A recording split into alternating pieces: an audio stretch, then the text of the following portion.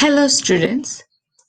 So, we were discussing about origination, and the term origination refers to the work of investigation and analysis and processing of new proposals. So, this is the first step or first function in primary market where the specialist agencies perform the functions such as investigation, analysis, and processing of new proposals. Okay, now what happens is when a firm starts a new project or a new branch or a new venture, then the firm will start inviting shares from the public. And there are special agencies appointed who will investigate the total estimate of the project and the total returns that the project will yield and the number of years it will take to get back the returns and how many shares or what is the total budget and what should be the price of the shares, etc. So these decision will be taken by the specialist agencies appointed by the company owner. Okay, now these specialist agencies are the sponsors of the issues. They act as the sponsors because they are the people or they are uh, uh, the uh, employees who will decide the share, the market, the price, and the number, the quantity, etc. Okay, so the primary investigation entails careful study of technical, economical, financial, and legal aspects of the issuing companies. That is the process of origination. Now, let us see what are the steps involved in origination. Number one, determination of the class of securities that are going to issue and price of the issues in the light of market conditions. By this, we mean that uh, the class of the securities have to be decided. That is, we have basically two main categories of securities. One is bond and the other one is issue. So this will be decided. That will be determined. That is what kind of securities has to be issued, whether it has to be shares or whether it has to be bonds. Then the price of the issues in the light of the market conditions.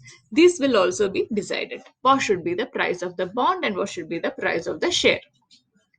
Then, the timing and magnitude of the issues. Magnitude here means the quantity.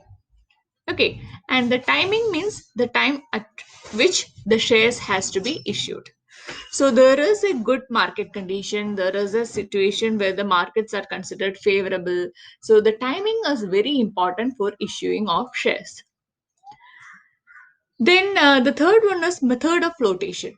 That is, under the primary market, when the shares are issued for the first time, there are many methods by which the shares can be issued. So, we are going to learn about all this. So, the methods are number one is IPO, which is initial public offer. Number two is issuing of shares through prospectus method. Third one is issuing of shares through electronic platform method, etc. So there are so many methods by which the shares can be issued for the first time. So these methods of flotation will also be uh, identified by the specialist agencies. And the fourth one is technique of selling and so on, right? So what is the method by which it has to be sold, whether it has to be sold completely to the primary market or something has to be kept aside to sell later on. Okay, so everything has to be sold at once or it has to be sold in different timing, different time period, whether the shares has to be sold to the public or it has to be sold to the stock broker firms, etc. So these will also be decided. So these are the steps involved in origination. Now, the second function is known as underwriting. Now, underwriting is a broad topic under primary market. So the term underwriting means something which has to be written and documented, right? So underwriters are the people who do all the documentation process, who do all the typing and writing works. So in order to get the success of the issue, underwriters came into role. They guarantee the selling of the issue in case it is not subscribed by public, hence eliminate the risk of uncertainty. Underwriting service is significant for both company as well as public. Company gets money and public get free of our stress. So I will explain what this means. So let us see this. Okay. So in this slide, I want to show what underwriting is. Suppose this is the company. Okay, so we will call this company as MNC. Now, this company is issuing shares for the first time. So, when the company is issuing shares for the first time, there is a specialist agency which will decide the number of shares, right? The quantity of shares, the timing at which the shares has to be sold, and the method by which the share has to be sold, etc. Right? So, all this will be decided by the specialist agency. Now, there comes another class of people or another group of people who are known as underwriters. Now, these people, the underwriters, will document all the process which are involved in the issuing of shares. So, these underwriters also are in charge of selling the shares. So the specialist agency will only give the decisions, right? They will only help the company to make the decisions. Once the decisions are made, then the underwriters comes into the picture. So the underwriters are doing many roles. So we will be learning about that in detail later on. Meanwhile, you should now be knowing that underwriters signs a document between the firm and themselves. So there is this document or agreement which is signed between the MNC and the underwriters. Now, what the underwriters do is they promise the company, okay, they make the agreement with the company that they will sell all the shares for the company. So, the shares which has been decided, which has been, whose price has been fixed, is now under the custody of underwriters. They will sell all the shares. So, they might give it to IPO, which is initial public offer.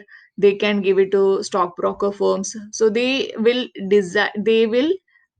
do as per the company demands. So the company must have already decided the method by which the shares has to be sold. So underwriters will do accordingly.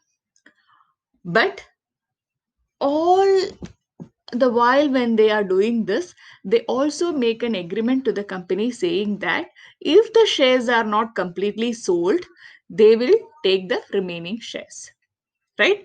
So the underwriters makes a promise to the company that if the shares are not sold completely, the underwriters will take it. So this is the firm, we called it MNC, and these are the firms. This is the company of underwriters. Okay, underwriters, and this is the public. This is the common public people, which include the investors, which also include the financial intermediaries. Okay, financial intermediary institutions, etc. So the underwriters will get the shares from the MNC and they will sell it to the public investors, FIIs, etc. Okay, the company will decide the method by which the underwriters have to sell. The only agreement which is signed between the company and the underwriters is that if the total number of shares are not being sold, okay, the remaining shares will be bought by the underwriters. Suppose the MNC issues 1,000 shares and the underwriters are in charge of selling the shares. So underwriters could sell only, let us say, 200 to the public investors and let us say another 500 to the financial intermediaries. So remaining 300 shares are left over. So this leftover shares will be bought by the underwriters. The underwriters will buy these shares. So this way, the risk of the company is minimized. The risk of the company is minimized because now the company knows that all the 1,000 shares will be sold. If all the 1,000 shares are not being sold, the remaining shares will be bought by the underwriters. The underwriters will buy the remaining shares. So this is what underwriters do. Underwriters hereby signs an agreement with the company and they make a promise of buying the purchasing the remaining shares. They are the custodian of the shares and their duty is to sell away all the shares which are issued by the company. So they do all the paperwork. Okay. Now comes the third stage. Third stage is the sale of securities. The sale of securities to the investors, which is known as distribution. It is a specialist job which is performed by brokers and dealers in securities. They maintain direct and regular contact with the direct investors. Okay, so whenever there is an IPO, which is initial public offer, or whenever the new shares are being sold, it is the duty of brokers and dealers to give advertisement. It is the broker firms and dealer firms which will make the public aware about this. See, a new company is, or see, this company is issuing a share. This has to be uh, this has to be brought during these date. So these information will be passed on by the brokers and dealers. So that is the job of the brokers and dealers, which is known as distribution. So this is the third function of the primary market. So as such, we know that there are three functions: origination, then underwriting, and third one is distribution. Okay, so I hope it is clear. These three functions are being performed in the primary market. Origination means creation of shares, which involves all the decision making. Underwriting means all the documentation by which the shares has to be sold by the underwriting agency. And third one is distribution. Distribution is allotting of shares by the stockbroker firms or financial dealers. They will distribute among the investors. Okay, so you will get a picture about all this when we learn more about the primary market. So meanwhile, I hope that these topics are clear. So thank you. If there is any doubt, let me know.